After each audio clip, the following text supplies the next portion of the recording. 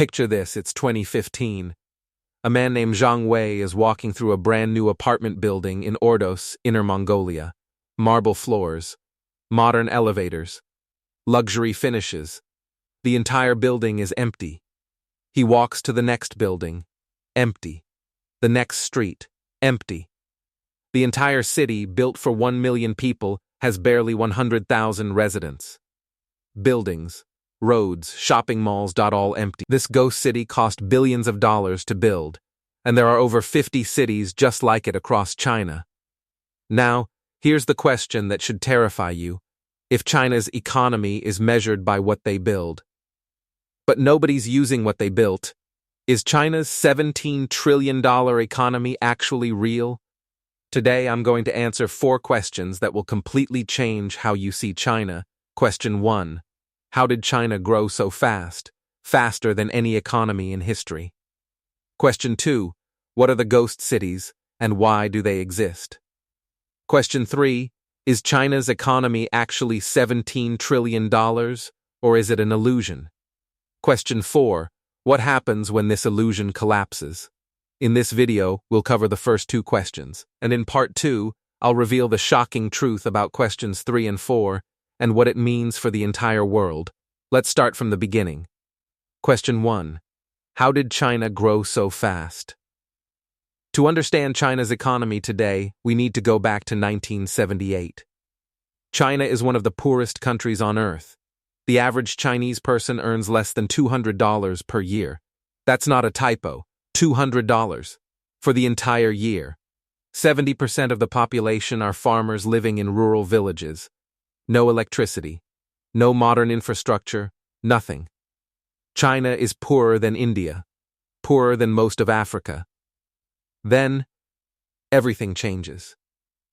A man named Deng Xiaoping becomes China's leader, and he makes a decision that will transform China forever. He says, it doesn't matter if a cat is black or white, as long as it catches mice. Translation, I don't care if it's capitalism or communism. If it makes China rich, we're doing it.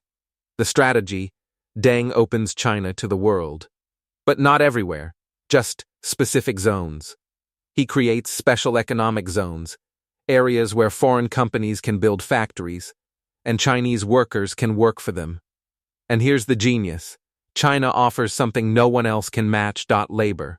Not just cheap labor. Incredibly cheap, highly disciplined labor. A factory worker in America earns $15.20 per hour.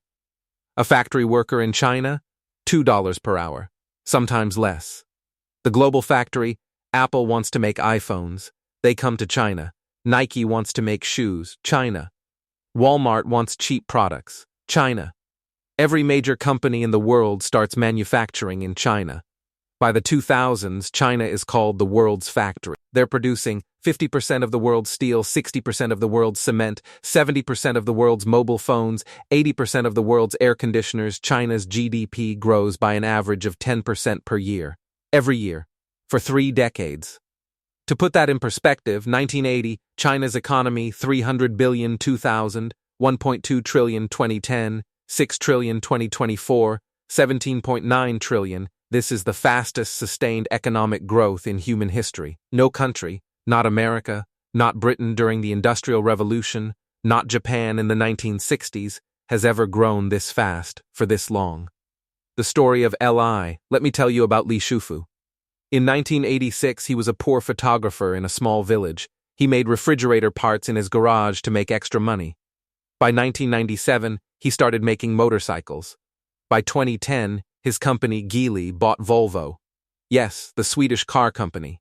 Today, Li Shufu is worth $6.8 billion. This story repeated millions of times across China. Entrepreneurs building companies at lightning speed. So, question 1 answered. China grew by becoming the world's factory, offering cheap labor, massive scale, and government support. But here's where the story gets weird. Question 2. What are the ghost cities, and why do they exist? Let me take you back to that story from the beginning. Zhang Wei walking through an empty city. This isn't just one failed project. There are over 50 ghost cities in China. Entire metropolises built for millions of people, sitting empty. Ordos, Inner Mongolia, built for 1 million people. Current population, 100,000.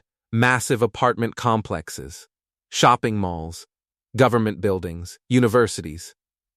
All empty. Cost over $161 billion. Chenggong, Yunnan, built for 1.5 million people. Current population, 300,000.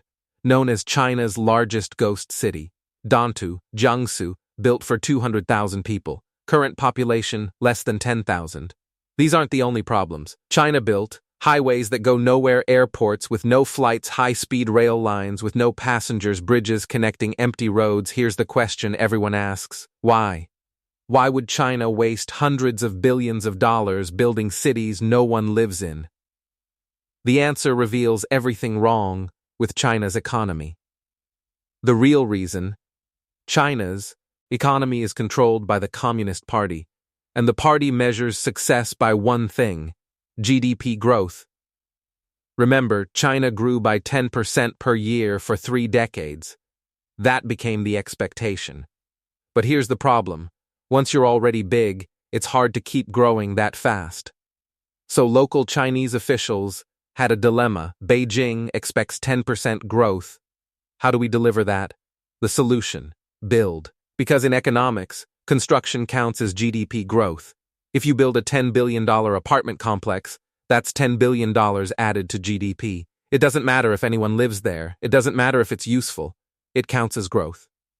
So local officials started building everything. They borrowed money from Chinese banks, which are also controlled by the government, and built apartment buildings, shopping malls, roads, bridges, entire cities, and they reported, "We achieved 10% growth." Beijing was happy. Officials got promotions, banks made loans, everyone celebrated. But there's one problem. None of it was real. The Evergrande story. Let me tell you about a company called Evergrande. Evergrande was China's second largest real estate developer. They built hundreds of apartment complexes across China. At their peak, Evergrande was worth $50 billion. Their founder, Hui Kaiyan, was one of the richest men in Asia. But here's what was really happening. Evergrande was borrowing massive amounts of money to build apartments. They would sell apartments to Chinese families, often before the apartments were even finished. Families would pay their life savings for an apartment that was just a hole in the ground. Evergrande would take that money and start building the next project. It was a Ponzi scheme, using new money to pay for old projects. 2021, the collapse. Evergrande owes $300 billion. That's more debt than the entire GDP of most countries. They can't pay it back. The company collapses. Hundreds of thousands of families lose their life savings. Their apartments, promised to be finished, air abandoned construction sites. And Evergrande wasn't alone. Country Garden, China's largest developer, collapsed with $200 billion in debt.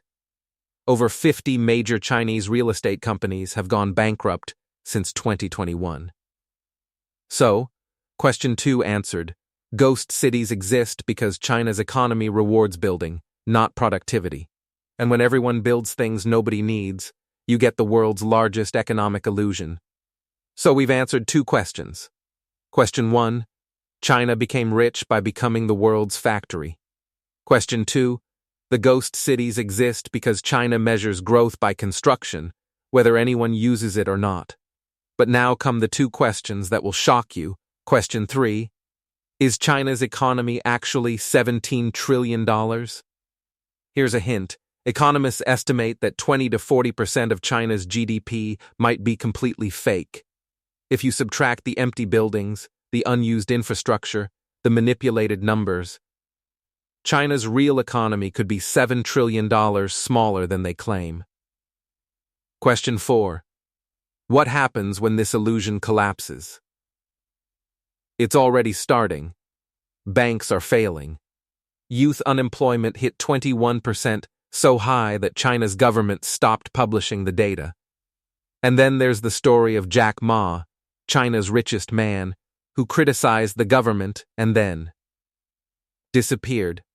In part 2, I'm going to reveal the hidden $47 trillion debt crisis, why Chinese banks needed tanks to stop protests, the demographic time bomb that will shrink China's population by 400 million, what Jack Ma's disappearance tells us about China's future, and the 3 scenarios for what happens next.